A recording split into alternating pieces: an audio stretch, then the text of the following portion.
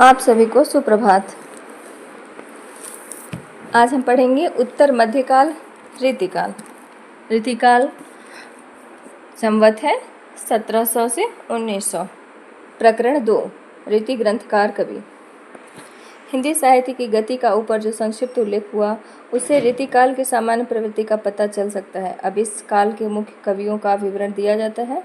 चिंतामणि त्रिपाठी, ये तिकवापुर जिला कानपुर के रहने वाले और 4 भाई थे। चिंतामणि, भूषण, मतीराम और जटाशंकर चारों कवि थे, जिनमें प्रथम 3 तो हिंदी साहित्य में बहुत यशस्वी हुए। इनके पिता का नाम रत्नाकर त्रिपाठी था। कुछ दिन से यह विवाद उठाया गया है कि भूषण न तो चिंतामणि और मतीराम के भाई थे, न शिवाजी के दरबार में थे। पर इतनी प्रसिद्ध बात का जब तक पर्याप्त विरुद्ध प्रमाण न मिले तब तक वह अस्वीकार नहीं की जा सकती। चिंतामणि का जन्म संवत 1666 के लगभग और कविता काल संवत 1700 के आसपास ठहरता है। इनका कवि कुल कल्पतरु नामक ग्रंथ 1707 में लिखा गया है। इनके संबंध में शिव सिंह सरोज ने लिखा है कि ये बहुत दिनों तक नागपुर में सूर्यवंशी भोसला मकरंद शाह के यहाँ रहे और उन्हीं के नाम पर छंद विचार नामक पिंगल का बहुत भारी ग्रंथ बनाया।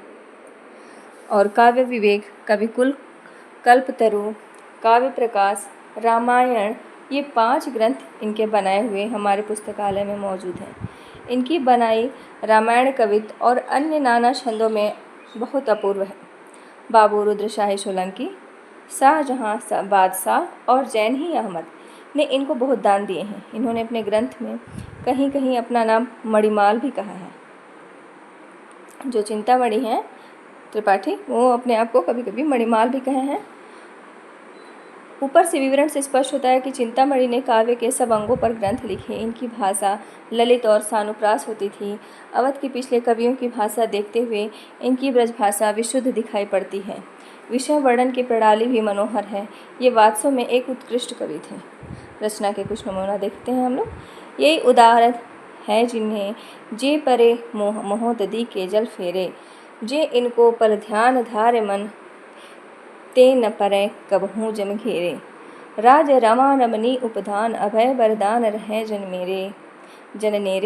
हैं बलभार उदंड भरे, हरि के भुजदंड सहायक मेरे। इक आज में कुंदन बेली लखी, मणि मंदिर की रुचि वृंद भरें। कुरविंद की पल्लव इंदु, तहाँ अरविंद ते मकरंद झरें। उत्बुंदन के मुकुतागन हवै, फल सुंदर दवै पर आनि परें। लखी यो तुति कंद अनंद कलानंद, नंद शिलाद्रव धारूप धारें। आँखिन मुदिबे के मिस आनी, अचानक पीठ उरोज लगावें।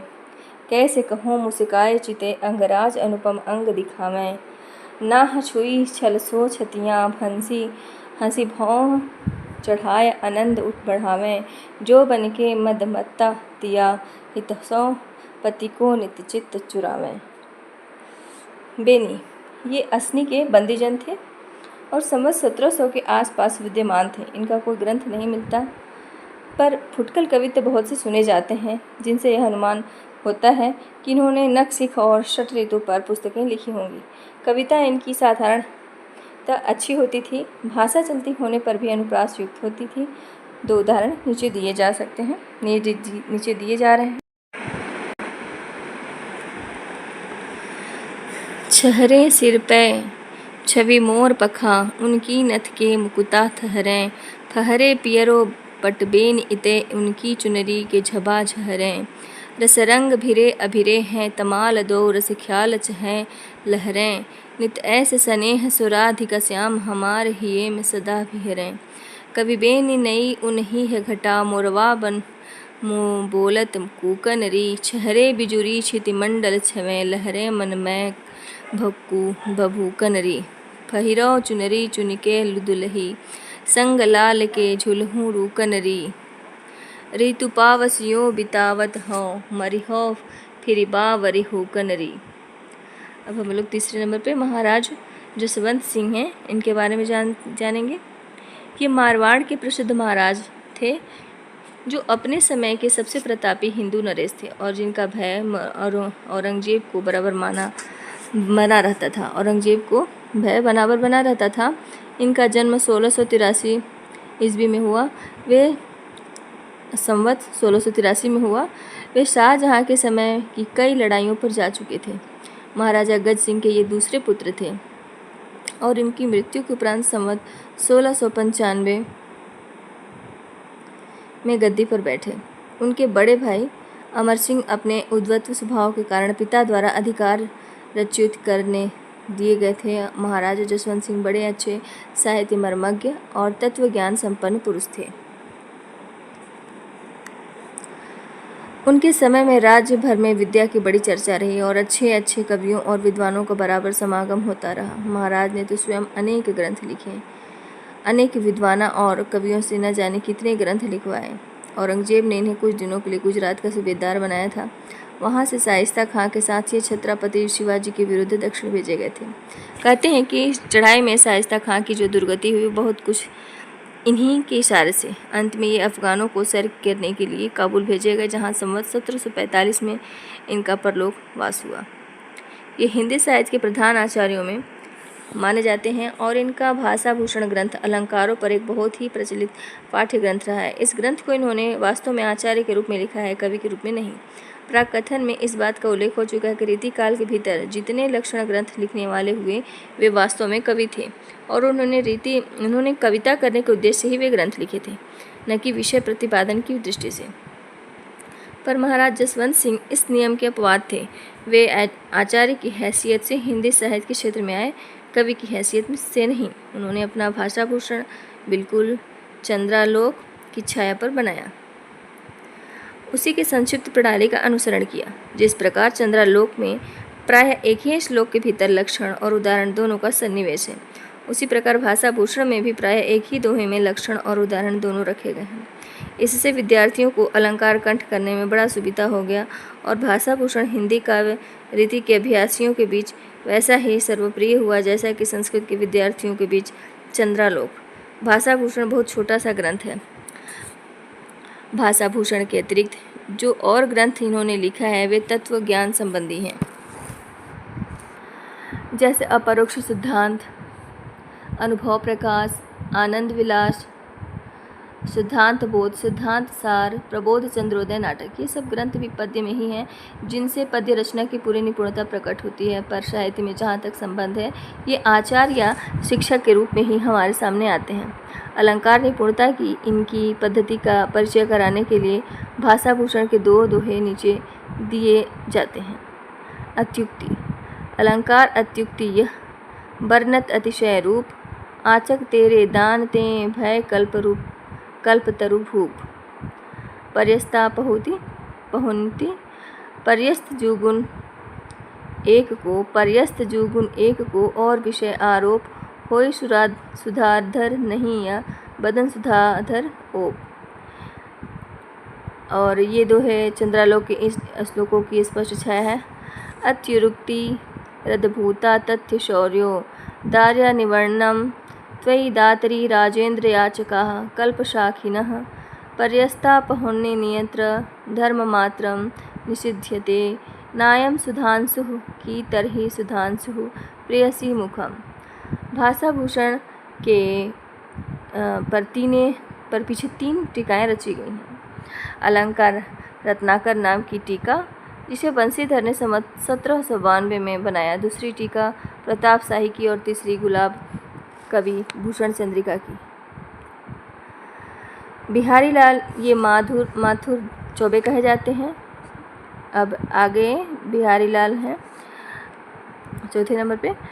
बिहारी लाल ये माथुर चौबे कहे जाते हैं। एनवीएस में भी इनके बारे में पूछता था, तो ये माथुर चौबे कहे जाते हैं और इनका जन्म ग्वालियर के पास बसुआ गोविंदपुर गांव में संवत 1660 के लगभग माना जाता है।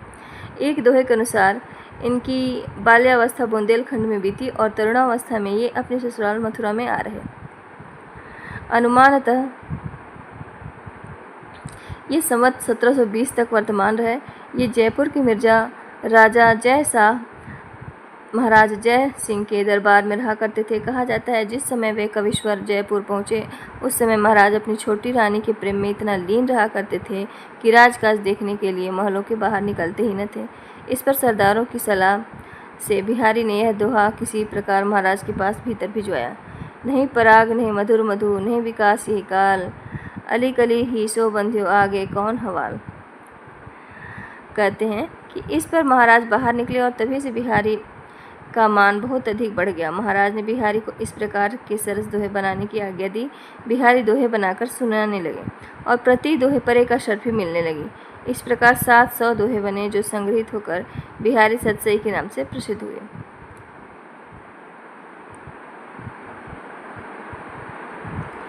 श्रृंगार रस के ग्रंथों में जितनी ख्याति और जितना मान बिहारी सतसई का हुआ उतना और किसी का नहीं। इसका एक एक दोहा हिंदी साहित्य के में एक एक रत्न माना जाता है। उनका जो लिखा हुआ एक एक दोहा है हिंदी साहित्य में एक एक रत्न की तरह है। इसकी 50 टीकाएँ रची गई। इन टीकाओं में 4-5 टीकाएँ तो बहुत प्रसिद्ध है। कृष्ण कवि की टीका जो कवित्वों में है, हरिप्रकाश टीका, लल्लू जी लाल की लाल चंद्रिका, सरदार कवि की टीका, सुरती मिश्र की टीका। इन टीकाओं के अतिरिक्त बिहारी के दोहों के भाव पल्लवित करने वाले छपै, कुंडलियाँ, संवैया आदि कई कवियों ने रचे। पठान सुल्तान की कुंडलियाँ इन दोहों पर बहुत अच्छी हैं पर अधूरी हैं। भारतेंदु हरिश्चंद्र ने कुछ और कुंडलियाँ रचकर पूर्ति करनी चाहिए थी, पर अंबिका दत्त व्यास ने अपनी बिहार में सब दोहों के भावों को पल्लवित करके रोला छंद लगाए हैं। पंडित परमानंद ने श्रृंगार सप्तशती नाम से दोहों का संस्कृत अनुवाद किया है। यहाँ तक कि उर्दू शेरों में भी एक अनुवाद थोड़े दिन हुए बुंदेलखंड के मुंशी देवी प्रसाद ने लिखा। इस प्रकार बिहारी संबंधी एक अलग साहित्य ही खड़ा हो गया है। इतने से ही इस ग्रंथ की सर्वप्रियता का अनुमान हो सकता है। बिहारी का सबसे उत्तम और प्रामाणिक संस्करण बड़ी मार्मिक टीका के साथ थोड़े दिन हुए प्रसिद्ध साहित्य मर्मज्ञ और ब्रजभाषा के प्रधान आधुनिक कवि बाबू जगन्नाथ दास रत्नाकर ने निकाला। जितने श्रम और जितनी सावधानी से यह संपादित हुआ है, आज तक हिंदी का और कोई ग्रंथ नहीं हुआ। बिहारी ने इस सतसई के अतिरिक्त और कोई ग्रंथ नहीं लिखा। यही एक ग्रंथ उनकी इतनी बड़ी कृति का आधार है। यह बात साहित्य क्षेत्र के इस तथ्य की घोषणा कर रहा है कि किसी कवि का यश उसकी रचनाओं के परिमाण के हिसाब से नहीं होता, गुण के हिसाब से होता है। मुक्तक कविता में जो गुण होना चाहिए वह बिहारी के दोहों में अपने चरम उत्कर्ष पर पहुंचा है, इसमें कोई संदेह नहीं। मुक्तक के में जो प्रबंध है उनके समान रसधारा नहीं रहती, जिसमें कथा प्रसंग की परिस्थिति में अपने को भूला हुआ पाठक मग्न हो जाता है और हृदय में एक अस्थायी प्रभाव ग्रहण करता है। इसमें तो रस के ऐसे छींटे पड़ते हैं कि जिनसे हृदय कलिका थोड़ी देर के लिए खिल उठती है। यदि प्रबंध काव्य एक विस्तृत वर्णस्थली है तो मुक्तक एक चुना हुआ गुलदस्ता है। ये ना आता है, ये पंक्तियाँ आती हैं। इसी से यह सब सभा समाजों के लिए अधिक उपयुक्त होता है। उसमें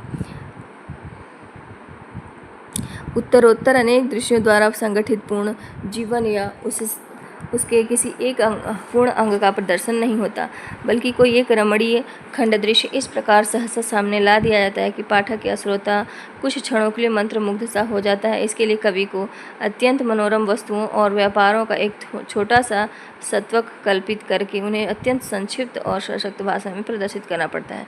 अतः जिस कवि में कल्पना की समाहार शक्ति के साथ भाषा की समाहार शक्ति जितनी अधिक होगी उतनी ही वह मुक्तक की रचना में सफल होगा। यह क्षमता बिहारी में पूर्ण रूप से वर्तमान थी। इस तरह से वे दोहे ऐसे छोटे छंद में इतना रस भर सके हैं। इनके दोहे क्या हैं? रस के छोटे छोटे छींटे हैं। इनमें से किसी ने कहा है, सतसैया के दोहरे ज्योनावक के तीर, देखत में छोटे लगे वैध है सकल शरीर। बिहारी के रस व्यंजना का पूर्ण वैभव उनके अनुभवों के विधान में दिखाई पड़ता है। अधिक स्थल पर तो इनकी योजना की निपुणता और उक्ति कौशल के दर्शन होते हैं, पर इस विधान से इनकी कल्पना की मधुरता झलकती है। अनुभवों और भावों की ऐसी सुंदर योजना कोई श्रृंगारी कवि नहीं कर सका है। नीचे की हाव भरी सजीव मूर्तियाँ देखिए। बतरस लालच लाल की मुरली धरी लुकाई, सौ करे भौहन हसे दैन कहे नट जाई। नासा मोरी नचाई दृग करी कका की सौ, काटे सी कसके हिये गड़ी कटीली भौं। ललन चलन सुनि पलन में असुआ झलके आई, भई लखाई न सखिन हो झूठे ही जमुहाई। भाव व्यंजना या रस व्यंजना के अतिरिक्त बिहारी ने वस्तु व्यंजना का सहारा भी बहुत लिया है। विशेषतः शोभा या कांति, सुकुमारता, विरहताप, विरह की क्षीणता आदि के वर्णन में कहीं कहीं वस्तु व्यंजना औचित्य की सीमा का उल्लंघन करके खिलवाड़ के रूप में हो गया। जैसे इन दोहों में पत्रा की तिथि पाई ये वा घर के चहुपास, नित्य प्रति पुण्यो ही रहे आनन ओप उजास। छाले परिबेके डरनु सकै न हाथ छुआई, झिझकत हिये गुलाब के झवा झवा हति पाई। इत आवत चल जात उत चली छह सातक हाथ, चढ़ी हिंडोरे से रहे लगी उषा संसात। सीरे जतननि शिशिर ऋतु सही विरहिनी तनताप, बसिबे को ग्रीष्म दिनन पर्यो परोसनी पाप। आड़े दे आले बसन जाड़े हूँ की रीति राति, साह सुख कह स्नेह बस सखी सबे ढिक जाती। अनेक स्थानों पर इनके व्यंग्यार्थ को स्फुट करने के लिए बड़ी क्लिष्ट कल्पना अपेक्षित होती है। ऐसे स्थानों पर केवल रीति या रूढ़ी ही पाठक की सहायता करती है और उसे पूरे प्रसंग का आक्षेप करना पड़ता है। ऐसे दोहे बिहारी में बहुत से हैं, पर यहाँ दो एक उदाहरण ही पर्याप्त होंगे। दीठी परोसनी ईठ हवे कहे जू गह सयान, सबह संदेशे कहियो मुस्काहट मेहमान। न बिरह बढ़ती बिथा खरी बिकल जिय बाल, बिलखी देखी परोसिन्यो हरसी हंसी तिहि काल। इन उदाहरणों से यह स्पष्ट है कि बिहारी का गागर में सागर भरने का जो गुण इतना प्रसिद्ध है वह बहुत ही रूढ़ी की स्थापना से ही संभव हो सका है। यदि नए का भेद की प्रथा इतने जोर शोर से न चल गई होती तो बिहारी को इस प्रकार की पहेली पूछने का साहस न होता। अलंकारों की योजना भी इस कवि में बड़ी निपुणता से की है। किसी किसी दोहे में कई अलंकार उलझ पड़े हैं, पर उनके कारण कोई भद्दापन नहीं आया है। असंगति और विरोधाभास की ये मार्मिक और प्रसिद्ध उक्तियाँ कितनी अनूठी हैं। दृग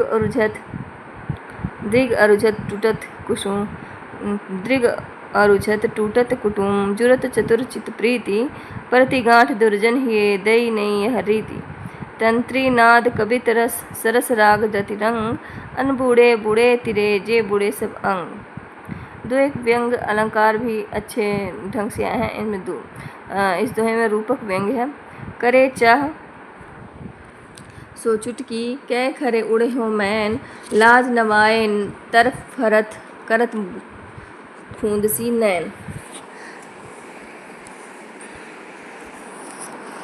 श्रृंगारी के संचारी भावों की व्यंजना भी ऐसी मर्मस्पर्शनीय है कि कुछ दोहे सहृदयों के मुंह से बार बार सुने जाते हैं। इस संस्मरण में कैसी गंभीर तन्मयता है। सघन कुंज छाया सुखद शीतल सुरभि समीर, मन हमें जात अजो वह ऊही जमुना के तीर। विशुद्ध काव्य के अतिरिक्त बिहारी ने सूक्तियाँ भी बहुत सी कही हैं, जिनमें बहुत सी नीति संबंधी हैं। सूक्तियों में वर्णन वैचित्र्य या शब्द वैचित्र्य की प्रधान रहता है, अतः उनमें से कुछ एक ही गणना असल काव्य में हो सकती हैं। केवल शब्द वैचित्र्य के लिए बिहारी ने बहुत कम दोहे रचे हैं।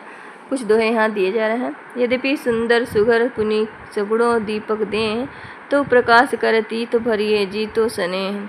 कनक कनक ते 100 गुनी मादकता अधिकाय, वह खाए बौराए न रेह पाए बौराए। तो पर इसमें अनुप्रास अलंकार है, ये पूछता भी है। तो परवारो उर्वशी सुनी राधिके सुजान, तू मोहन की उर्वशी हवे उर्वशी समान। बिहारी ने बहुत से दोहे आर्य सप्तशती और गाथा सप्तशती की छाया लेकर बने हैं। बिहारी के बहुत से दोहे आर्य सप्तशती और गाथा सप्तशती की छाया लेकर बने हैं। इस बात को पंडित पद्म सिंह शर्मा ने विस्तार से दिखाया है, पर साथ ही उन्होंने यह भी स्पष्ट किया है कि बिहारी ने गृहीत भावों को अपनी प्रतिभा के बल से किस प्रकार एक स्वतंत्र और कहीं कहीं अधिक सुंदर रूप दे दिया है। बिहारी की भाषा चलती होने पर भी साहित्यिक है, वाक्य रचना व्यवस्थित है और शब्दों के रूप का व्यवहार एक निश्चित प्रणाली पर है। यह बात बहुत कम कवियों में पाई जाती है। ब्रजभाषा के कवियों में शब्दों को तोड़ मरोड़ कर विकृत करने की आदत बहुतों में पाई जाती है। भूषण और देव ने शब्दों का बहुत अंग भंग किया और कहीं कहीं गढ़ंत शब्दों का व्यवहार किया। बिहारी की भाषा इस दोष से भी बहुत कुछ मुक्त है। दो एक स्थल पर ही स्मर के लिए समर ऐसे कुछ विकृत रूप मिलेंगे जो यह भी नहीं जानते कि क्रांति को संक्रमण भी कहते हैं। अच्छ साफ के अर्थ में संस्कृत शब्द है रोज, रुलाई के अर्थ में आगरे के आसपास बोला जाता है और कबीर जैसी आदि द्वारा बराबर व्यवहित हुआ है। सोनजाई शब्द स्वर्ण जाति से निकला है, जूही से कोई मतलब नहीं। संस्कृत में वारी और वार दोनों शब्द हैं और वार्द का अर्थ भी बादल है। मिलान पड़ाव या मुकाम के अर्थ में पुरानी कविता में भरा पड़ा है। चलती ब्रजभाषा में पिछनाना रूप ही आता है। खटकती का रूप बहुवचन में भी यही रहेगा। यदि 50 शब्द उनकी समझ में न आए होते तो बेचारे बिहारी का क्या दोष। बिहारी ने यद्यपि लक्षण ग्रंथ के रूप में अपनी सच्चाई नहीं लिखी है, पर नक्सिक नायिका भेद षट ऋतु के अंतर्गत उनके सब श्रृंगारी दोहे आ जाते हैं और कई टीकाकारों ने दोहों को इस प्रकार के साहित्यिक क्रम में साथ रखा है जैसा कि आगे कहा जा चुका है। दोहों को बनाते समय बिहारी का ध्यान लक्षणों पर अवश्य था, इसलिए हमने बिहारी को रीतिकाल के फुटकल कवियों में न रख उक्त काल के प्रतिनिधि कवियों में ही रखा है। बिहारी की कृति का मूल्य जो बहुत अधिक आंका गया है उसे अधिकतर रचना की बारीकी या काव्यांगों के सूक्ष्म विन्यास की निपुणता की ओर ही मुख्यतः दृष्टि रखने वाले पारखियों के पक्ष से समझना चाहिए। उनके पक्षों से समझना चाहिए जो किसी हाथी दांत के टुकड़े पर महीन बेलबूटे देख घंटों वाह वाह किया करते हैं, पर जो हृदय के अंतःस्थल पर मार्मिक प्रभाव चाहते हैं, किसी भाव की स्वच्छ निर्मल धारा में कुछ देर अपना मन मग्न रखना चाहते हैं, उनका संतोष बिहारी से नहीं हो सकता। बिहारी का काव्य हृदय में किसी ऐसी लय या संगीत का संचार नहीं करता जिसकी स्वरधारा कुछ काल तक गूंजती रहे। यदि भूले हुए भावों का अभियांतर प्रवाह बिहारी में होता तो वे एक एक दोहे पर ही संतोष न करते। मार्मिक प्रभाव का विचार देखें तो देव और पद्माकर के कवित्व सवैयों का सा गूंजने वाला प्रभाव बिहारी के दोहों पर नहीं पड़ता। दूसरी बात यह है कि भावों का बहुत उत्कृष्ट और उदात्तता बिहारी में नहीं मिलता। कविता उनकी श्रृंगारी है, पर प्रेम की उच्च भूमि पर नहीं पुजती, नीचे ही रह जाती है। मंडन ये जैतपुर बुंदेलखंड के रहने वाले थे और संवत 1716 में राजा मंगत सिंह के दरबार में वर्तमान थे। इनके फुटकल कवित्व सवैये बहुत सुने जाते हैं, पर कोई ग्रंथ अब तक प्रकाशित नहीं हुआ है। पुस्तकों की खोज में इनके 5 ग्रंथों का पता लग जाता है। रस रत्नावली, रस विलास, जनक पचीसी, जानकी जू को ब्याह, नैन पचासा। प्रथम 2 ग्रंथ रस निरूपण पर हैं। यह उनके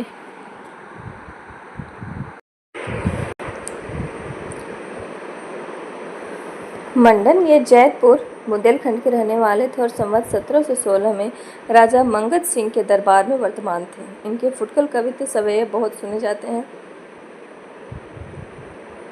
पर कोई ग्रंथ अब तक प्रकाशित नहीं हुआ है। पुस्तकों की खोज में इनके 5 ग्रंथों का पता लगा है। रस रत्नावली, रस विलास, जनक पचीसी, जानकी जू को ब्याह, नैन पचासा। प्रथम 2 ग्रंथ रस निरूपण है, पर यह उनके नामों से ही प्रकट होता है। संग्रह ग्रंथों में इनके कवित्व सवैये बराबर मिलते हैं। जे जे सुखद दुखद अब तेई तेई कवि मंडन विछुरत जदुपत्ति, यह पद भी इनका मिलता है। इससे जान पड़ता है कि कुछ पद भी इन्होंने रचे थे। जो पद इनके मिलते हैं उनसे ये बड़ी सरस कल्पना के भावुक कवि जान पड़ते हैं। भाषा इनकी बड़ी स्वाभाविक, चलती और व्यंजनापूर्ण होती थी। उसमें और कवियों का शब्दाडंबर नहीं दिखाई पड़ता। यह सभी हम लोग देखते हैं।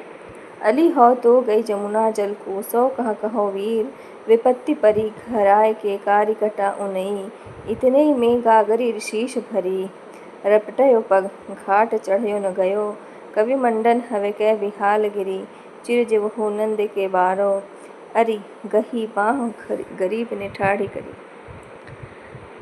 अब हम 6वें नंबर पर मतीराम जी को जानना चाहेंगे। ये मतीराम ये रीतिकाल के मुख्य कवियों में हैं और चिंतामणि तथा भूषण के भाई परंपरा से प्रसिद्ध हैं। चिंतामणि जिनको हम लोग पहले में ही पढ़े थे, ये तिकमापुर जिला कानपुर में संवत 1674 के लगभग उत्पन्न हुए थे और बहुत दिनों तक जीवित रहे। ये बूंदी के महाराव भाव सिंह के यहाँ बहुत काल तक रहे और उन्हीं के आश्रय में अपना ललित ललाम नामक अलंकार का ग्रंथ सन 1716 और 1745 के बीच किसी समय बनाया। इनका छंदसार नामक पिंगल ग्रंथ महाराज शंभुनाथ सोलंकी को समर्पित है। इनका परम मनोहर ग्रंथ रसराज किसी को समर्पित नहीं है। इनके अतिरिक्त इनके 2 ग्रंथ और हैं, साहित्यसार और लक्ष्मण श्रृंगार। बिहारी सतसई के ढंग पर इन्होंने एक मतीराम सतसई भी बनाई, जो हिंदी पुस्तकों की खोज में मिली है। इसके दोहे सरसता में बिहारी के दोहों के समान ही हैं। मतीराम की रचना की सबसे बड़ी विशेषता यह है कि उनकी सरलता अत्यंत स्वाभाविक है, न तो उसमें भावों की कृत्रिमता है, न भाषा की। भाषा शब्दाडंबर से सर्वथा मुक्त है। केवल अनुप्रास के चमत्कार के लिए अशक्त शब्दों की भर्ती कहीं नहीं है। जितने शब्द और वाक्य हैं वे सब भावाव्यंजना में ही प्रयुक्त हैं। रीति ग्रंथ वाले कवियों में इस प्रकार की स्वच्छ चलती और स्वाभाविक भाषा कम कवियों में मिलती है, पर कहीं कहीं वह अनुप्रास के जाल में बेतरह जकड़ी पाई जाती है। सारांश यह कि मतीराम किसी रसस्निग्ध और प्रसादपूर्ण भाषा रीति का अनुसरण करने वालों में बहुत ही कम मिलती है। भाषा के ही समान मतीराम के न तो भाव कृत्रिम हैं और न उनके व्यंजक व्यापार और चेष्टाएं। भावों को आसमान पर चढ़ाने और दूर की कौड़ी लाने के फेर में ये नहीं पड़े हैं। नायिका की विरहताप को लेकर बिहारी के समान मजाक इन्होंने नहीं किया है। इनके भाव व्यंजक व्यापारों की श्रृंखला सीधी और सरल है। बिहारी के समान चक्करदार नहीं। वचनकृता भी इन्हें बहुत पसंद न थी। जिस प्रकार शब्द वैचित्र्य को ये वास्तविक काव्य से पृथक वस्तु मानते थे, उसी प्रकार ख्याल की झूठी बारीकी को भी इनका सच्चा कवि हृदय था। ये यदि समय की प्रथा के अनुसार रीति की बंधी लीकों पर चलने के लिए विवश न होते, अपनी स्वाभाविक प्रेरणा के अनुसार चलने पाते, तो और भी स्वाभाविक और सच्ची भाव विभूति दिखाते, इसमें कोई संदेह नहीं। भारतीय जीवन में छांट कर लिए हुए इनके मर्मस्पर्शी चित्रों में जो भाव भरे हैं, वे समान रूप से सबकी अनुभूति के अंग हैं। रसराज और ललित ललाम मतीराम के ये 2 ग्रंथ बहुत प्रसिद्ध हैं। रसराज और ललित ललाम मतीराम के 2 पुस्तक बहुत प्रसिद्ध हैं, क्योंकि रस और अलंकार की शिक्षा में इनका उपयोग बराबर होता चला आया है। वास्तव में अपने विषय के अनुपम ग्रंथ हैं। किसके? मतीराम जी के हैं। और ये कौन है? ये हैं उनके भाई मतीराम। अच्छा, मतीराम उससे पहले हम लोगों ने चिंतामणि पढ़ी थी। हाँ, रसराज और ललित ललाम मतीराम जी के 2 बहुत प्रसिद्ध ग्रंथ हैं, क्योंकि रस और अलंकार की शिक्षा में इनका उपयोग बराबर होता चला आया है। वास्तव में अपने विषय के अनुपम ग्रंथ हैं। उदाहरणों की रमणीयता से अनायास रसों और अलंकारों का अभ्यास होता चलता है। रसराज का तो कहना ही क्या है। ललित ललाम में भी अलंकारों के उदाहरण बहुत सरस और स्पष्ट हैं। इसी सरसता और स्पष्टता के कारण ये दोनों ग्रंथ इतने सर्वप्रिय रहे हैं। रीतिकाल के प्रतिनिधि कवियों में पद्माकर को छोड़ और किसी कवि में मतीराम किसी चलती भाषा और सरस व्यंजना नहीं मिलती। बिहारी की प्रसिद्धि का कारण बहुत कुछ वाग वैदग्ध्य है। दूसरी बात यह है कि उन्होंने केवल दोहे कहे हैं, उनमें वह नाद सौंदर्य नहीं आ सका है जो कवित्व सवेये की लय के द्वारा संगठित होता है। रसराज का तो कहना है कि ललित ललाम में भी अलंकारों के उदाहरण बहुत सरल और स्पष्ट हैं। इसी सरसता और स्पष्टता के कारण ये दोनों ग्रंथ इतने सर्वप्रिय रहे हैं। रीतिकाल के प्रतिनिधि कवियों में पद्माकर को छोड़ और किसी कवि में मतीराम किसी चलती भाषा और सरल व्यंजना नहीं मिलती। बिहारी की प्रसिद्धि का कारण बहुत कुछ वाग वैदग्ध्य है। दूसरी बात यह है कि उन्होंने केवल दोहे कहे हैं, इससे उनमें वह नाद सौंदर्य नहीं आ सका है जो कवित्व सवैये की लय के द्वारा संगठित होता है। मतीराम की कविता के कुछ उदाहरण नीचे दिए जाते हैं। कुंदन को रंग फीको लगे, झलके अति अंगनी चारु गोराई, आँखिन में अलसानी चितौनी में मंजू विलासन की सरसाई। को बिनु मोल बिकात नहीं, मतीराम लह मुस्कानी मिठाई, ज्यों ज्यों निहारिये ते नेरे हवे नैननी, त्यों त्यों खरी निकरै सी निकाई। क्यों इन आँखिन सो निहसंक हवे मोहन को तन पानी पीजे, नेकु निहार कलंग लगए गाँव बसे, कहु कैसे कै जीजे। होत रहे मन यो मतीराम, कहूँ बन जाए बड़ो तप कीजे। हवे बनमाल हिये लगिए, और हवे मुरली अधा रस पीजे। कैली के राति अघान नहीं, दिन में लला पुनि घात लगाई। प्यास लगी को पानी दिजाइयो, भीतरी बैठी के बात सुनाई। जेठी पठाई गई दुलही हंसी हेरी हरे मतिराम बुलाए। कान्ह के बोल पे कानन दीन्हि सुगे कि देहरि पै धारी आई। दो आनंद सो आंगन माज बिराज आषाढ़ की सांझ सुहाई। प्यारी के बूझत और तिया को अचानक नाम लियो रसिकाई। आई उन्हें मुँह में हंसी कोही तिया पुनि चाप सी बहु चढ़ाई। आँखिन तय गिरे आंसुन के बूंद सुहास गयो उड़ी नंद हंस किनाई। सुबन को मेटी दिल्ली देश दलिबे को चमू। सुभट समूह निशिवा की ओ मति है। कहे मतिराम ताहि रुकिबे को संगर में। काहू के न हिम्मत हिये में उलहती है। शत्रु साल नंद के प्रताप की लपट सब। गर्भ गनीम बरगीन को दहती है। पतिपात शाह की इजती उमरावन की। राखी रैया राव भाव सिंह की रहती है। भूषण जिनके भाइयों के बारे में हम लोग अभी पढ़ चुके हैं, 7वें नंबर पर यही है भूषण। चिंताराम, चिंतामणि, मतीराम, भूषण। भूषण है ये। भूषण वीर रस के ये प्रसिद्ध कवि चिंतामणि और मतीराम के भाई थे। इनका जन्म काल संवत 1670 है। चित्रकूट के सोलंकी राजा रुद्र ने इन्हें कवि भूषण की उपाधि दी थी। भूषण को कवि भूषण की उपाधि किसने दी? सोलंकी राजा रुद्र ने। तभी से ये भूषण के नाम से ही प्रसिद्ध हो गए। इनका असली नाम क्या था इसका पता नहीं। ये कई राजाओं के यहाँ रहे। अंत में इनके मन के अनुकूल आश्रयदाता जो इनके वीर काव्य के नायक हुए छत्रपति महाराजा शिवाजी मिले। पन्ना के महाराज छत्रसाल के यहाँ भी इनका बड़ा मान हुआ। कहते हैं कि महाराज छत्रसाल ने इनकी पालकी में अपना कंधा लगाया था, जिस पर इन्होंने कहा था शिवा को बखानो कि बखानो छत्रसाल को। किसने कहा? छत्रसाल ने कहा था, कंधा लगाया था तो। और किसे कहा? भूषण जी को।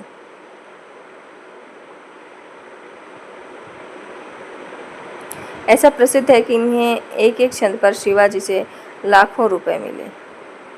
इनका परलोक संवत 1772 में माना जाता है। रीतिकाल के भीतर श्रृंगार रस की ही प्रधानता रही।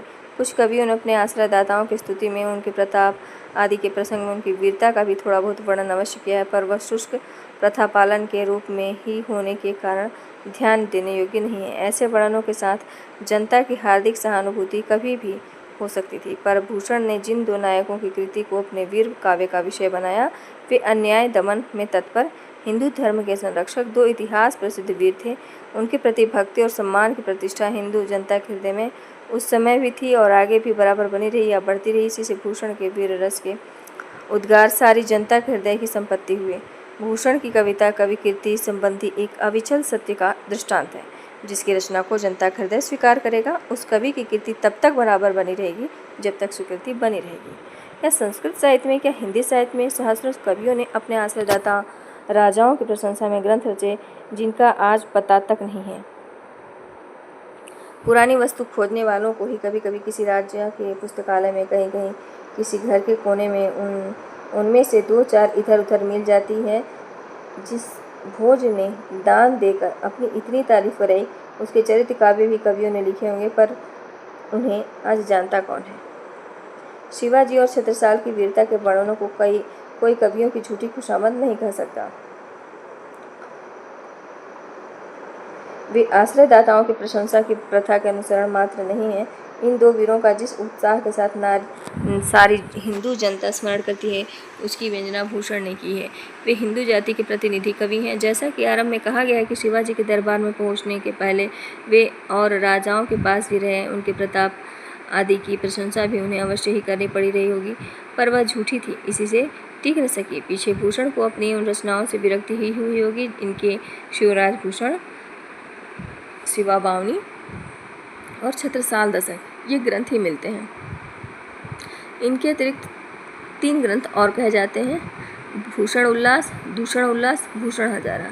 जो कविताएं इतनी प्रसिद्ध हैं उनके संबंध में यह कहना है कि वे कितनी ओजस्विनी और वीरदर्पपूर्ण हैं, पिष्ट पेषण मात्र होगा। यहाँ इतना ही कहना आवश्यक है, भूषण वीर रस के ही कवि थे। इधर इनके 2-4 कविता श्रृंगार के भी मिले हैं, पर वे गिनती के योग्य नहीं हैं। रीतिकाल के कवि होने के बाद होने के कारण भूषण ने अपना प्रधान ग्रंथ शिवराज भूषण अलंकार के ग्रंथ के रूप में बनाया, पर रीति ग्रंथ की दृष्टि से अलंकार निरूपण के विचार से यह उत्तम ग्रंथ नहीं कहा जा सकता। लक्षणों की भाषा भी स्पष्ट नहीं है और उदाहरण भी कई स्थलों पर ठीक नहीं है। भूषण की भाषा में ओज की मात्रा तो पूरी है, पर वह अधिकतर अव्यवस्थित है, व्याकरण का उल्लंघन प्राय है और वाक्य रचना भी कहीं कहीं गड़बड़ है। इसके अतिरिक्त शब्दों के रूप में भी बहुत बिगाड़े गए हैं और कहीं कहीं बिल्कुल गढ़ंत के शब्द रखे गए हैं, पर जो कवित्व इन दोनों से मुक्त हैं वे बड़े ही सशक्त और प्रभावशाली हैं। कुछ उदाहरण नीचे दिए जाते हैं। इंद्र जिमी जंभ पर, बाणव सुअंभ पर, रावण संदभ पर, रघुकुल राज है, पौन पारिवाह समुद्र तिराह नाह पर, ज्यो सहस्रबाहु पर, राम द्विराज हैं। दावा द्रुमदंड पर, चीता मृग झुंड पर, भूषण वितुंड पर जैसे मृगराज हैं। तेजतम अंश पर, कान्हा जिमी कंस पर, त्यों मलेच्छ वंश पर, शेर विराजमान है, शिवराज हैं। दाढ़ी के रखैयन की दाढ़ी सी रहती छाती, बाढ़ी मर जाद जस हद हिंदू आने की। कढ़ी गई रैयत के मन की कसक, सब मिटी गई ठसक तमाम तुर्काने की। भूषण भनत दिल्लीपति, दिल धाक धाक, सुनी सुनी धाक शिवराज मर्दाने की। मोटी भई चंडी बिन चोटी के चबाए शीस, खोटी भई संपत्ति चकत्ता के घराने की। सबन के ऊपर ही ठाड़ो रहिबे के जोग, ताही खरोज कियो जाय जायर जारन के नियरे। जानी गैर मिसिल गुसीले गुसा धारी उर, किन्हों न सलाम न बचन बोले सियरे। भूषण भनत महावीर बलकन लाग्यो, सारी पात साहे के उड़ाए गए जियरे। तमकते लाल मुख शिवा को निरखी भयो, स्याह मुख नौरंग सिपाह मुख पियरे। दारा की न दौर यह रात नहीं खजुए की, बांधिबो नहीं है कैंधो मिरव सहवाल को। मठ विश्वनाथ को न बास ग्राम गोकुल को, देवी को न देहरा न मंदिर गोपाल को। गाढ़े गढ़ लिन्हे अब बैरी कतलाम किन्हे, ठौर ठौर हासिल उगाहत है साल को। गुड़ती है दिल्ली सुसंभारे क्यों न दिल्लीपति, ढाका आनी लाग्यो शिवराज महाकाल को। चकित चकत्ता चौकी चौकी उठे बार बार, दिल्ली धसती चिते चाहे कर सती है। बिलखी बदन बिलखत विजयपुर पति, फिरंत फिरंगिन की नारी फरकती है। थर थर कांपत कुतुब शाही गोलकोंडा, हहरी हबस भूप वीर भरकती है।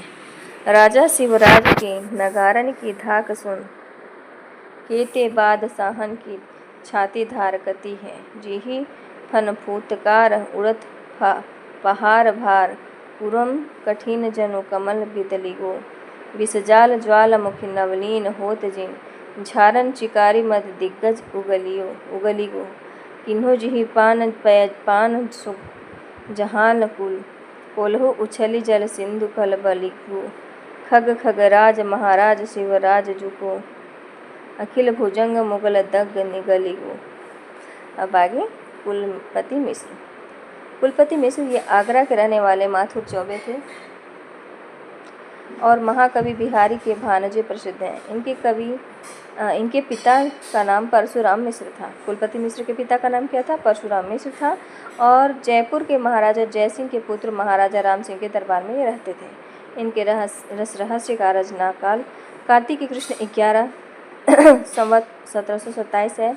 अब तक इनका यही ग्रंथ और प्रकाशित है, पर खोज में इनके निम्नलिखित ग्रंथ और मिले हैं। द्रोण पर्व 1737 संवत, युक्ति तरंगिणी 1743, नख सिख संग्रहसार, गुण रहस्य रस रहस्य 1724। अतः इनका कविता काल संवत 1724 और संवत 1743 के बीच ठहरता है। रीतिकाल के कवियों में ये संस्कृत के अच्छे विद्वान थे। इनका रस रहस्य मम्मट के काव्य प्रकाश का छायानुवाद है। साहित्य शास्त्र का अच्छा ज्ञान रखने के कारण इनके लिए यह स्वाभाविक था कि प्रचलित लक्षण ग्रंथों की अपेक्षा अधिक प्रौढ़ निरूपण का प्रयत्न करें। इसी उद्देश्य से उन्होंने अपना रस रहस्य लिखा। शास्त्रीय निरूपण के लिए पद्य उपयुक्त नहीं होता, इसका अनुभव इन्होंने किया। इसी से कहीं कहीं कुछ गद्य वार्तिक भी रखा, पर गद्य परिमार्जित न होने के कारण जिस उद्देश्य से इन्होंने अपना यह ग्रंथ लिखा वह पूरा न हुआ। इस ग्रंथ का जैसा प्रचार चाहिए था न हो सका। जिस स्पष्टता से काव्य प्रकाश में विषय प्रतिपादित हुए हैं वह स्पष्टता इनके ब्रजभाषा गद्य पद्य में न आ सकी। कहीं कहीं तो भाषा और वाक्य रचना दुरूह हो गई है। यद्यपि इन्होंने शब्द शक्ति और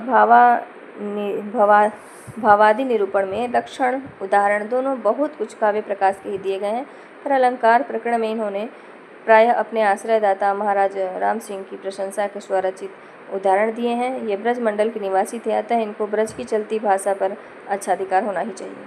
हमारा अनुमान है कि जहाँ इनको अधिक स्वच्छंदता रही होगी वहाँ इनकी रचना और सरस होगी।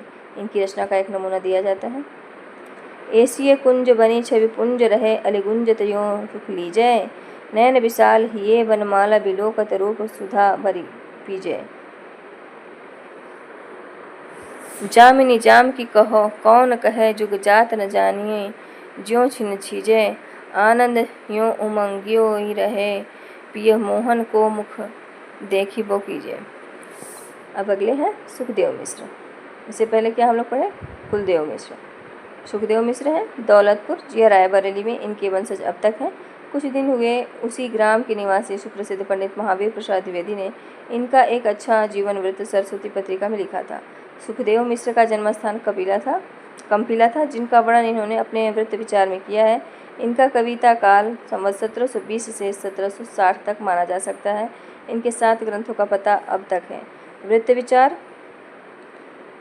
संवत 1728, छंद विचार फाजिल अली प्रकाश, रसार्णव श्रृंगारलता, अध्यात्म प्रकाश दशरथ राय।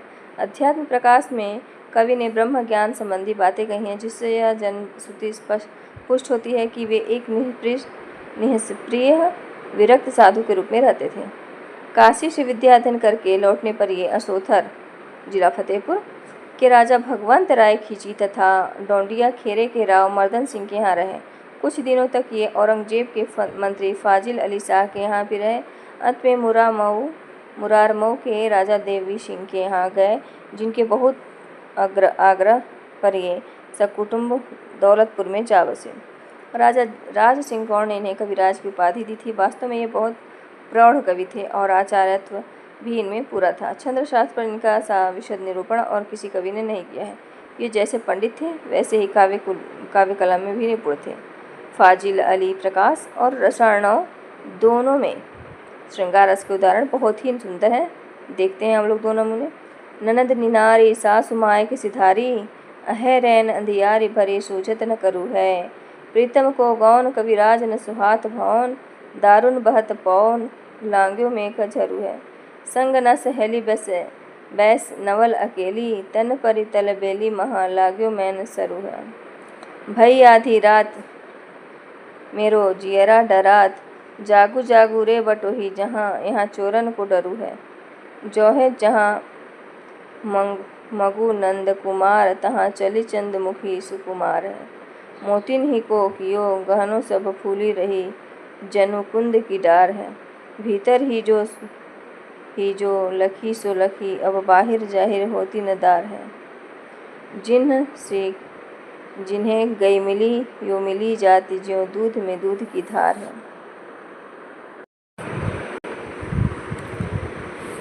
कालिदास त्रिवेदी 10वें नंबर पे कालिदास त्रिवेदी। ये अंतर्वेद के रहने वाले कान्य कुब्ज ब्राह्मण थे। इनका विशेष व्रत ज्ञात नहीं। जान पड़ता है कि संवत 1745 वाली गोलकुंडे की चढ़ाई में ये औरंगजेब की सेना में किसी राजा के साथ गए थे। इस लड़ाई का औरंगजेब की प्रशंसा से युक्त वर्णन इन्होंने इस प्रकार किया है। गढ़न गढ़ी से गढ़ी, महल मढ़ी से मढ़ी, मिजापुर ओप्यो दल मले सुगराई में, कालिदास कोप्यो वीर औलिया अलमगीर, तीन तरवरी गही भूम पराई में, बूंद तनिक सी महिमंडल घमंड मची, लोहू की लहरी हिमगिरी की तराई में, गाड़ी के सुझंडा आड़ किनी बादशाह ताते, चक्री चमुंडा गोलकुंडा की लड़ाई में। कालिदास का जम्बू नरेश जोगजीत सिंह के यहाँ भी रहना पाया जाता है, जिनके लिए संवत 1749 में इन्होंने वर वधू विनोद बनाया।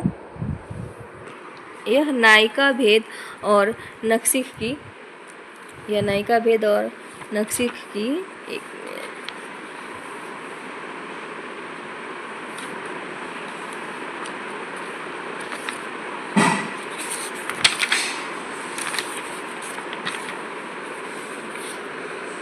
कालिदास का जम्बू नरेश जोगजीत सिंह के यहाँ भी रहना पाया जाता था। ये अंतर्वेद के रहने वाले कानिकुब्ज ब्राह्मण थे और वर वधू विनोद बनाया। यह नायिका भेद और नक्सिक की पुस्तक है। 32 कवित्वों की इनकी एक छोटी सी पुस्तक जंजीरा बंद भी है।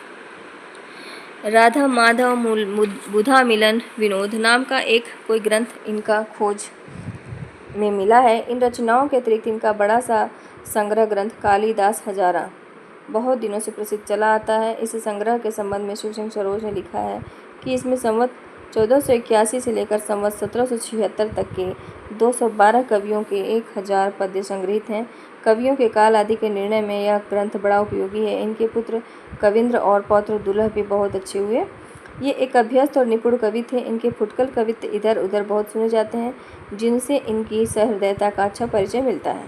2 कवित्व नीचे दिए जाते हैं। चुमो करकंज मंजू अमल अनुपतेरो रूप के निधान कान मोतन निहार दय। कालिदास कहे मेरे पास हरे हेरी हेरी माथेधारी मुकुट लकुट करदारी दय।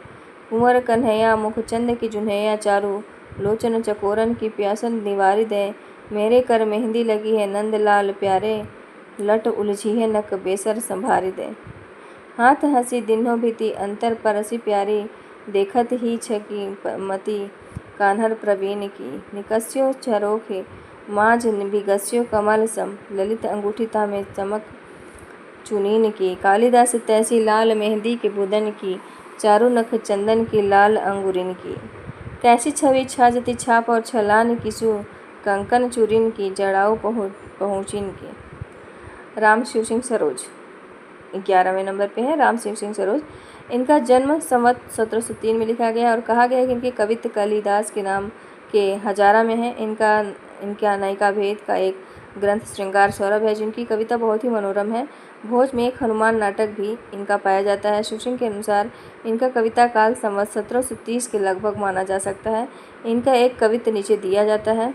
उमड़ी घुमड़ी घन छोड़त अखंड धार चंचला उठती तामे तरजी तरजी के बरही पपिहा भेक खग टेरत है। धुनि सुनि प्राण उठे लरजी लरजी के कहे कवि राम लखी चमक खदोतन की।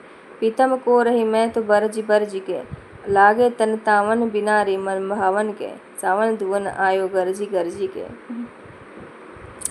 अगले हैं 12 नंबर पे हैं नेवाज। नेवाज ये अंतर्वेद के रहने वाले ब्राह्मण थे और संवत 1737 के लगभग वर्तमान थे। ऐसा प्रसिद्ध है कि पन्ना नरेश महाराज छत्रसाल के यहाँ ये किसी भगवत कवि के स्थान पर नियुक्त हुए थे, जिस पर भगवत कवि ने यह फबती छोड़ी थी। भली आजू कली करत हो छत्रसाल महाराज जहाँ भगवत गीता पढ़ी तव कही कवि पढ़त निवाज। शिव सिंह ने नेवाज का जन्म संवत 1739 में लिखा है, जो ठीक नहीं जान पड़ता क्योंकि इनके शकुंतला नाटक का निर्माण संवत 1737 है। 2 और नेवाज हुए हैं, जिनमें एक भगवंत राय खींची के यहाँ थे।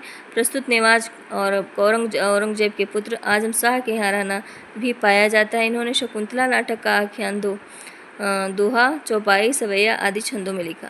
इनके फुटकल कवित्व बहुत स्थानों पर संग्रहित मिलते हैं, जिनमें इनकी काव्य कुशलता और सहृदयता टपकती है। भाषा इनकी बहुत परिमार्जित व्यवस्थित और भावोपयुक्त है। उसमें भर्ती के शब्द और वाक्य बहुत ही कम मिलते हैं। इनके अच्छे श्रृंगारी कवि होने में संदेह नहीं। संयोग श्रृंगार के वर्णन की कवि प्रवृत्ति इनकी विशेष जान पड़ती है, जिसमें कहीं कहीं ये अश्लीलता की सीमा के भीतर जा पड़ते हैं। जो सवैये इनके उद्धृत किए जाते हैं। देखी हमें सब आपसों में जो कछु मन भावै सोई कहती है। ये घर हाय लुगाई सबे निषिद्वेश निवाज हमें दहती है। बात चवाव भरी सुनिके रिस आव तिपै चुप हवे रहती है। कान पियार तिहार लिए सिगरे ब्रज को हंसिबो सहती है। आग तो किन्हीं लगा लगी लोयन कैसे छिपे अजहूँ छिपावती। तू अनुराध को शोधा कियो ब्रज की बनिता सब यूँ ठहरावती। कौन संकोच रहियो है नेवाज जो तू तरसे उन्हूँ तरसावती। बावरी जो पै कलंक लग्यो तो निशंक हवै क्यों नहीं लंक अंक लगावती। 13 नंबर पर देव हैं। ये इटावा के सनाढ़ ब्राह्मण थे। ये इटावा के सनाढ़ ब्राह्मण थे। कुछ लोगों ने इन्हें कानिक उपजय सिद्ध करने का भी प्रयत्न किया। इनका पूरा नाम देवदत्ता था। भाव विलास का रचना काल इन्होंने 1746 में दिया और उस ग्रंथ निर्माण के समय अपनी अवस्था 16 ही वर्ष कही है। इस हिसाब से इनका जन्म संवत 1730 निश्चित होता है। इसके अतिरिक्त इनका और कोई कुछ वृत्तांत नहीं मिलता। इतना अवश्य अनुमानित होता है इन्हें कोई अच्छा उदार आश्रयदाता नहीं मिला जिनके यहाँ रहकर इन्होंने सुख से काल यापन किया हो। ये बराबर अनेक रईसों के यहाँ एक स्थान से दूसरे स्थान पर घूमते रहे पर कहीं जमे ही नहीं। इसका कारण या तो इनकी प्रकृति की विचित्रता माने या इनकी कविता के साथ उस काल की रुचि का असामंजस्य। इन्होंने अपने अष्टयाम और भाव विलास को औरंगजेब के बड़े पुत्र आजम शाह को सुनाया था, जो हिंदी कविता के प्रेमी थे। इसके पीछे इन्होंने भवानी दत्ता वैश्य के नाम से भवानी विलास और कुशल सिंह के नाम पर कुशल विलास की रचना की। फिर मर्दन सिंह के पुत्र राजा उद्योत सिंह वैश्य के लिए प्रेमचंद्रिका बनाई। इसके उपरांत ये बराबर अनेक प्रदेशों में भ्रमण करते रहे। इस यात्रा के अनुभव का इन्होंने अपने जाति विलास नामक ग्रंथ में कुछ उपयोग किया था। यात्रा के अनुभव का इस ग्रंथ में भिन्न भिन्न जातियों और भिन्न भिन्न प्रदेशों की स्त्रियों का वर्णन है। वर्णन में उनकी विशेषताएं अच्छी तरह व्यक्त हुई हों यह बात नहीं है। इतने प्रयत्न के उपरांत जान पड़ता है कि इन्हें एक अच्छे आश्रयदाता राजा मोतीलाल मिले, जिनके नाम पर संवत 1783 में इन्होंने रसविलास नामक ग्रंथ बनाया। इन राजा मोतीलाल की इन्होंने अच्छी तारीफ की है, जैसे मोतीलाल भूप लाख पोखर लेवैया, जिन्हें लाखन खर्ची रची आखर खरीदे हैं। रीतिलाल के प्रतिनिधि कवियों में शायद अब सबसे अधिक ग्रंथ रचना देव ने की है। कोई इनकी रची पुस्तकों की संख्या और 52 और कोई 72 तक बतलाते हैं। जो हों इनके निम्नलिखित ग्रंथों का तो पता है। भाव विलास, अष्टयाम, भवानी विलास, सुजान विनोद, प्रेम तरंग, राग रत्नाकर, कुशल विलास, देवचरित, प्रेमचंद्रिका, जाति विलास, रस विलास, काव्य रसायन या शब्द रसायन, सुख सागर तरंग,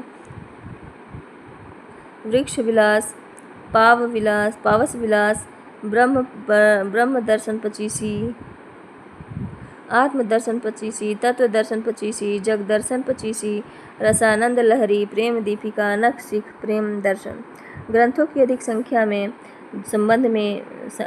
के संबंध में यह जान रखना भी आवश्यक है कि देव जी अपने पुराने ग्रंथों के कवित्वों को इधर दूसरे क्रम में रखकर एक नया ग्रंथ प्रायः तैयार कर दिया करते थे।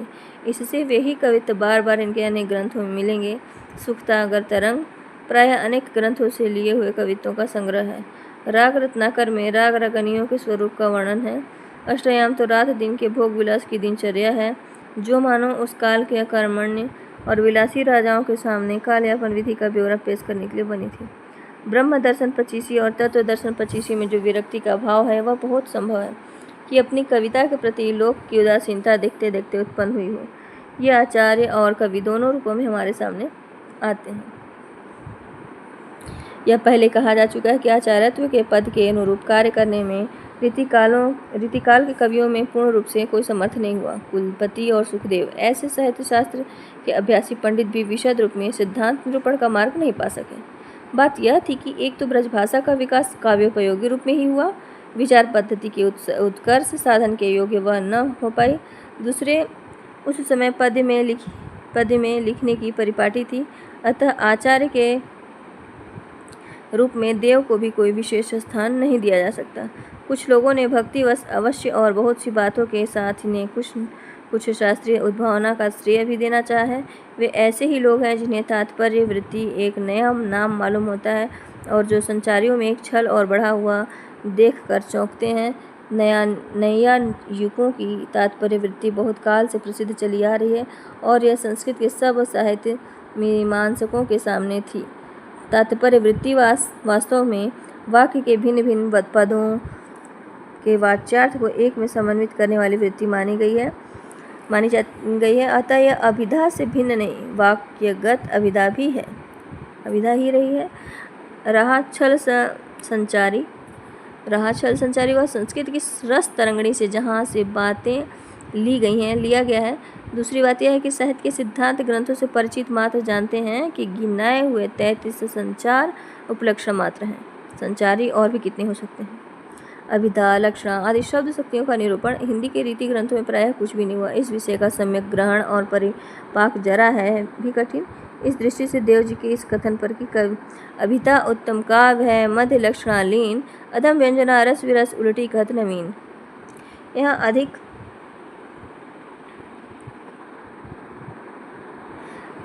अधिक कुछ कहने का अवकाश नहीं। व्यंजना की व्याप्ति कहाँ तक है, उसकी किस किस प्रकार क्रिया होती है इत्यादि बातों का पूरा विचार किए बिना कुछ कहना कठिन है। देव जी का यहाँ व्यंजना से तात्पर्य पहली बुझो वल वस्तु व्यंजना का ही जान पड़ता है। यह दोहा लिखते समय उसी का विकृत रूप उनके ध्यान में था। कवित्व शक्ति और मौलिकता देव में खूब थी, पर उनके सम्यक स्फुरण में उनकी रुचि विशेष प्रायः बाधक हुई। कभी कभी वे बड़े पेचीले मजमून का हौसला बांधाते थे, पर अनुप्रास के आडंबर की रुचि बीच में ही उनका अंगभंग करके सारे पद्य को कीचड़ में फंसा छकड़ा बना देती थी। भाषा में स्निग्ध प्रवाह न आने का एक बड़ा भारी कारण यह भी था, इनकी भाषा में रसाद्रता और चलतापन बहुत कम पाया जाता है। कहीं कहीं शब्द व्यय बहुत अधिक है और अर्थ बहुत अल्प। अक्षर मैत्री के ध्यान से इन्हें कहीं कहीं अशक्त शब्द रखने पड़ते थे, जो कभी कभी अर्थ को आच्छन्न करते थे। तुकांत और अनुप्रास के लिए ये कहीं कहीं शब्दों को ही तोड़ते मरोड़ते और बिगाड़ते न थे, वाक्य को अविन्यस्त कर देते थे। जहाँ विपरीत भाव का निर्वाह पूरी तरह हो पाया है या जहाँ उसमें कम बाधा पड़ी है, वहाँ की रचना बहुत ही सरस हुई है। इनका सा अर्थ सौष्ठव और नवोन्मेष बिरले ही कवियों में मिलता है। रीतिकाल के कवियों में ये बड़े ही प्रगल्भ और प्रतिभा संपन्न कवि थे, इसमें संदेह नहीं। इस काल के बड़े कवियों में इनका विशेष गौरव का स्थान है। कहीं कहीं इनकी कल्पना बहुत सूक्ष्म और दूरारूढ़ है। इनकी कविता के कुछ उत्तम उदाहरण नीचे दिए गए हैं। सुनो के परम पद, उनो के अनंत मद, नूनो के नदीस नद, इंदिरा झूरो परी, महिमा मुनिसन की संपत्ति दिगिसन की, ईसन की सिद्धि ब्रज विधि विथुरे परी, भादों की अंधेरी अधीरपति मथुरा के पथ, पाय के संयोग देव देव की दुरै परी, वारावार पुरन अपार पर ब्रह्म राशि, जसुदा के कौरे एक बार हो पुरै परी, डार द्रुम पलना बिछौना नव पल्लव के, सुमन झगुला सोहे तन छवि भारी दे, पवन झुलाए के की कीर बहरावे देव, कोकिल हलावे धूल सावे कर तारी दे, पुरित पराग सो उतारो करे राई लोन, कंज कलिल नायिका लतानी सिरदारी दे, मदन महीप जू को बालक बसंत ताही, प्रातः जगावत गुलाब चटकारी दे, सखी के सकोच गुरु सोच मृगलोच, निशाने पिय सो जो उनने को हंसी छियोगात, देव वह सुभाए मुस्काए उठी गए, यहाँ सिसकी निसी खोई रोए प्रातो पायो प्रात, कौ जानेरी बीर बिनु बिरही बिरह बिथा, हाय हाय करि पछिताय न कछु सुहात, बड़े बड़े नयनन सो आंसू भरी भरी धरी, गोरो गोरो मुख परी ओरे सो बिलाने जात, झहरी झहरी झिनी बुंद है परति मानो, घहरी घहरी घटा घेरी है गगन में, आनि कहमो श्याम हो सो चलो झुलिवे को आज, फूली न सम्मानी भई ऐसो हो मगन में, चाहत उठी गई सो निगोड़ी नींद, सोई गए भाग मेरे जानी व जगन में, आँख खोली देखो तो न धन है न घन श्याम, वेई छाई बूंदे मेरे आंसू हवे न दृगन में, शासन ही में समीर गयो और आंसुन ही सब नीर गयो ढरी, तेज गयो गुण मिलय अपनो अरु भूमि गई तनुता करी, देव जिये मिलबेई की आस के आस हो पास आकाश रहियो भरी, जा दिन ते मुख फेरी हरै हंसी हेर हियो जुलियो हरिजू हरि, जब ते कुंवर कान रावरी कला निधान कान परी, वाके कहूँ सुजस कहानी सी, तब ही ते देव देखी देवता सी हंसती सी, रिझती सी खिजती सी रूठती रिसानी सी, छोही सी छली सी छीन लीनी सी छगी सी छिन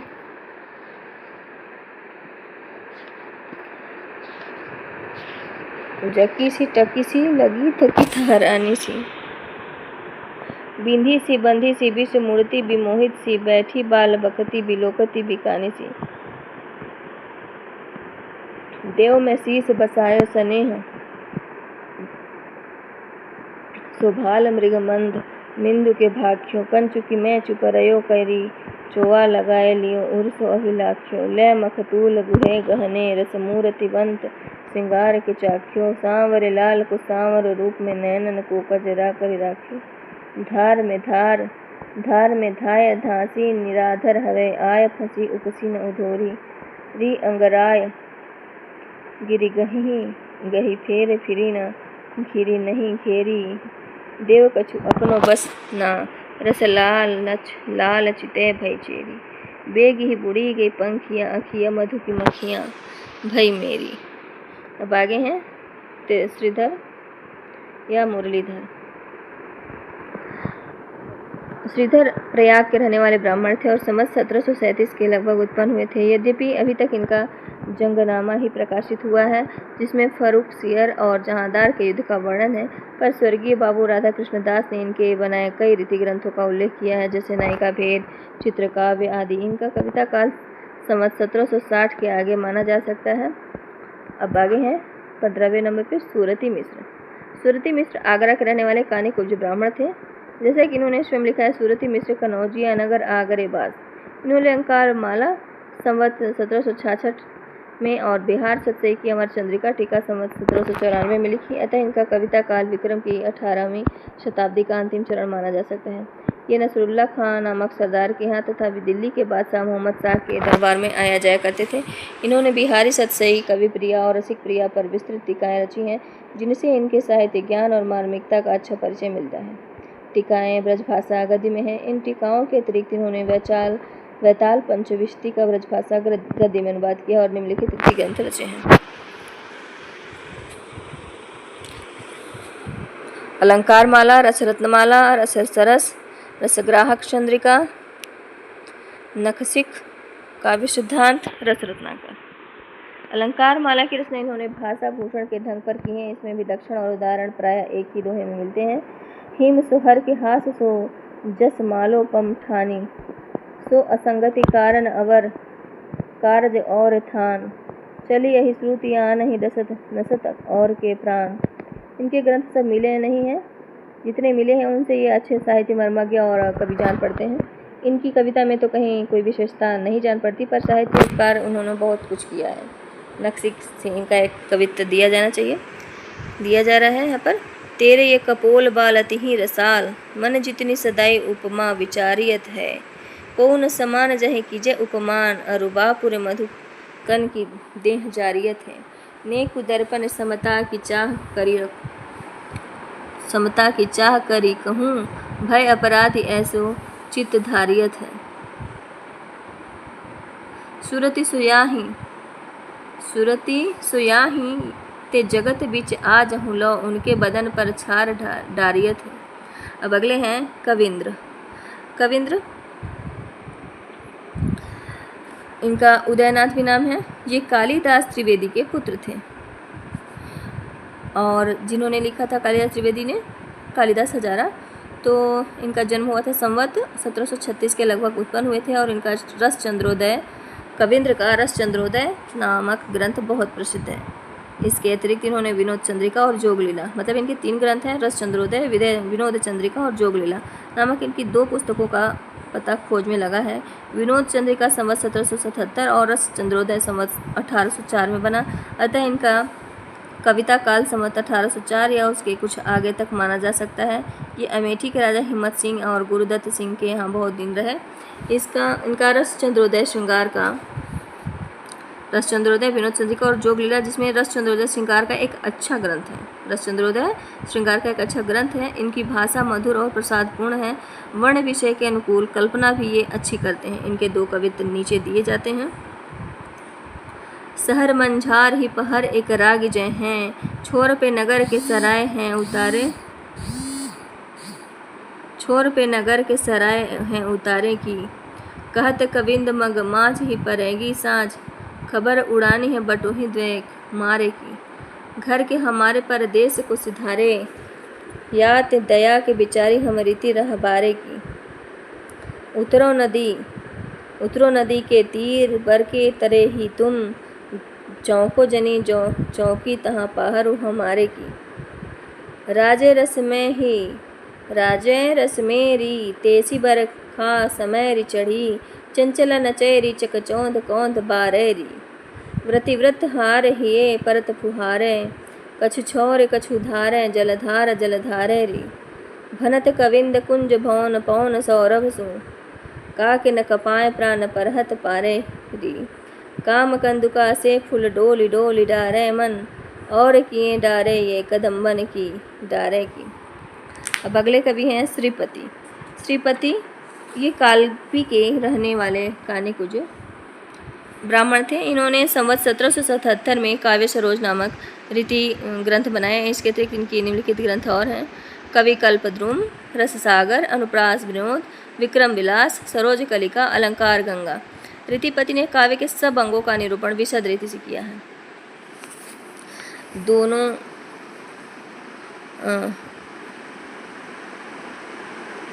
दोषों का विचार पिछले ग्रंथों से अधिक विस्तार के साथ किया है और दोषों के उदाहरणों में केशवदास के बहुत से पद्य रखे गए हैं। इससे इनका साहित्यिक विषयों का सम्यक और स्पष्ट बोध तथा विचार स्वतंत्र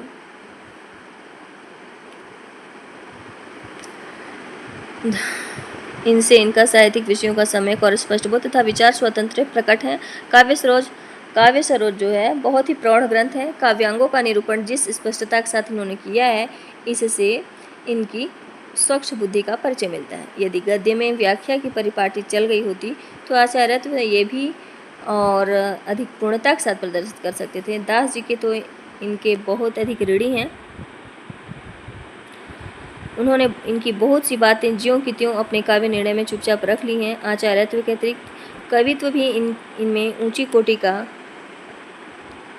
था। रचना विवेक में इनमें बहुत ही जागृत और रुचि अत्यंत परिमार्जित थी। झूठे शब्दाडंबर के फेर में ये बहुत कम पड़े हैं। अनुप्रास इनकी रचनाओं में बराबर आए हैं, पर इन्होंने अर्थ या भाव व्यंजना में बाधा नहीं डाली है। अधिकतर अनुप्रास रसानुकूल वर्ण विन्यास के रूप में आकर भाषा में कहीं ओज कहीं माधुर्य घटित करते पाए जाते हैं। पावस रीति का तो इन्होंने बड़ा ही अच्छा वर्णन किया है। इनकी रचना में के कुछ उदाहरण नीचे दिए जाते हैं।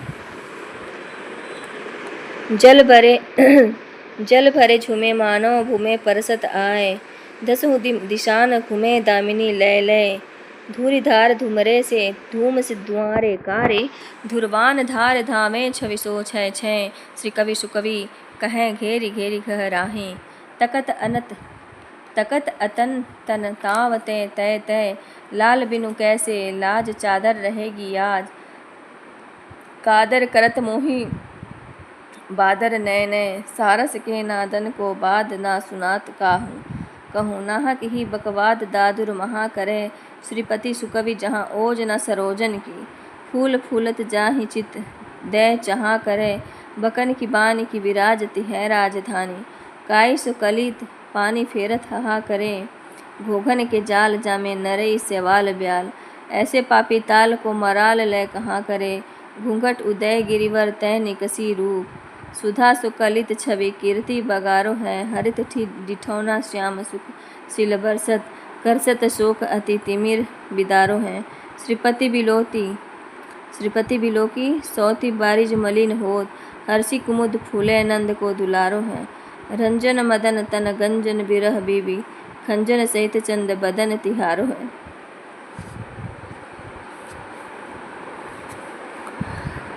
अब है 18वें नंबर पर बीर दिल्ली के रहने वाले श्रीवास्तव कायस्थ थे। इन्होंने बीर जो है कृष्ण चंद्रिका नामक रस और नायिका भेद का एक ग्रंथ संवत 1779 में लिखा। कविता साधारण है। वीर रस का एक कवित्व हम लोग देखते हैं। अरुण बदन और फर्क विशाल बाहु, कौन को हियो है करें सामने जो रुख को। प्रबल प्रचंड निशिचर फिरे धाएं, धूरी चाहत मिलाए दस कंधा अंधा मुख को। चमकै समर भूमि पर छी सहस फन, कहत पुकारे लंक अंक दिह दुख को। बल्कि बोलें धीर वीर रघुबीर धीर, बल्कि बल्कि बोले वीर रघुबीर धीर, मही पर मिणी मारो आज दसमुख को। कृष्ण कवि हैं। अब इनके बारे में देखें। ये माथुर चौबे थे और बिहारी के पुत्र प्रसिद्ध हैं। इन्होंने बिहारी के आश्रयदाता महाराजा जय सिंह के मंत्री राजा आय मल्ल की आज्ञा से बिहारी सतसई की जो टीका की, उसमें महाराज के लिए वर्तमान कालिक क्रिया का प्रयोग किया गया है और उनकी प्रशंसा भी की गई है। अतः यह निश्चित है कि यह टीका जयसिंह के जीवन काल में ही बनी। महाराज जयसिंह संवत 1799 तक वर्तमान थे। अतः यह टीका संवत 1785 और 1790 के बीच होगी। इस टीका में कृष्ण के दोहों के भाव पल्लवित करने के लिए सवैये लगाए गए हैं और वार्तिक में काव्यांग स्फुट किए गए हैं। काव्यांग इन्होंने अच्छी तरह दिखाए हैं और वे इस टीका के प्रधान अंग हैं। इसी से यह रीतिकाल के प्रतिनिधि कवियों के बीच ही रखे गए हैं। इनकी भाषा सरल और चलती है तथा अनुप्रास आदि की ओर बहुत कम झुकी है। दोहों पर जो सवैये इन्होंने लगाए हैं, इनसे इनकी सहृदयता, रचना कौशल और भाषा पर अधिकार अच्छी तरह प्रमाणित होता है। इनके दो सवैये हम देखते हैं। शीस मुकुट कटिकाछनी, कर मुरली उर्माल, यही बनिक सो मोम मन सदा, बसो बिहारी लाल। छवि सो फबे शीस किरीट बन्यो, रुचि साल ये बनमाल लसै, करकंज ही मंजू रली मुरली, कछनी कटिचारु प्रभा बरसे। कवि कृष्ण कहे लखि सुंदर मूर्तियों, अभिलाष हिये सरसै, वह नंद किशोर बिहारी सदा, यही बानिक मोहिय माझ बसै। थोरई गुण रिझते बिसराई वह बानी, तुमहु कान्ह मनोभय आजुकाल के दानी, हवै अति आरत मैं बिनतु, बहुबार करी करुणा रस भीनी। कृष्ण कृपा निधि दीन के बंधु सुनी, तुम काहे को कीनी, रिझते रंचक ही सुन सयो, वह बानी बिसारी मनोभ दीनी। जानि परी तुमहु हरिजू, कलिकाल के दानिन की गति लीनी। अब हम लोग आगे पढ़ेंगे। 20 नंबर पे है रसिक सुमति। ये ईश्वर दास के पुत्र थे। किसके पुत्र थे? ईश्वर दास के पुत्र थे रसिक सुमति, और सन 1785 में वर्तमान थे। इन्होंने अलंकार चंद्रोदय नामक एक अलंकार ग्रंथ कुवलयानंद के आधार पर दोहों में बनाया। पद्य रचना साधारणतः अच्छी है, पद्य रचना अच्छी है और प्रत्यनीक का लक्षण और उदाहरण एक ही दोहे में हम देखते हैं। प्रत्यनीक अरि सो न बस, अरे हित हूँ दुख देय, रवि सुख चलय न कंज की दीपति, शशि हरि ले। चलिए अब आगे हम लोग पढ़ेंगे 21 से लेकर के